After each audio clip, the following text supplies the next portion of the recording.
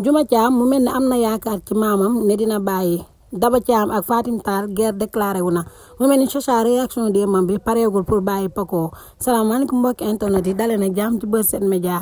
mu mel ni Juma Thiam dafa am yaakaar ci maamam que ni dina bàyyi ndax démb gis ngeen maamam ni mu waxee ak moom nee na ko duma la may mukk koo bëggul te Juma Thiam jaar na ci waxaale ko ak naa di bëgguma ko woon sax waaye bañ la naqari moo tax ma nekkoon ak moom Njaga Thiam ne ko Thiam mukk duma la may ko xam si ne bëggoo ko mais nag Juma Thiam dafa amul courage ne ko DJ Chacha laa bëgg mais jàpp ne maamam ni mu waxee ak moom démb dina wàcc bu dee jàpp ngeen ne dina ko may ki nga xam ne moo di DJ Chacha ngeen def fii bu fekkente ne jàpp ngeen ne Njaga Thiam day continuer si ñeeño gi bëgg ngeen def non ndaxte gis ngeen moom tamit ni mu waxee ak ma xujja démb nee na ko sama xel dellu si na ba ma baal sab xarit diggante Daba Thiam ak ki nga xam ne moo di Fatim Tall mu mel ni guerre juddu na fa ba ñuy waxante lu ñaaw ndaxte Daba Thiam nee na ko man mënoo maa xas ndax xasit nga dem na sax ba ne ko bi ngay sëy si indaale woo ndaw ba wujjam boobu taxaw kontaan lool. mu mel ni wax ji yamul foofu ndax Daba Thiam ak Fatim Tall seen guerre jeexagul ndaxte Fatim Tall li muy nëbbu jeexagul diggante Chacha ak Paco dafa nar a continuer wala papaam da koo nar a may ndaxte démb gis ngeen bi mu wax ak yaay Chacha nee na ko nañ utiliser beneen méthode maanaam beneen stratégie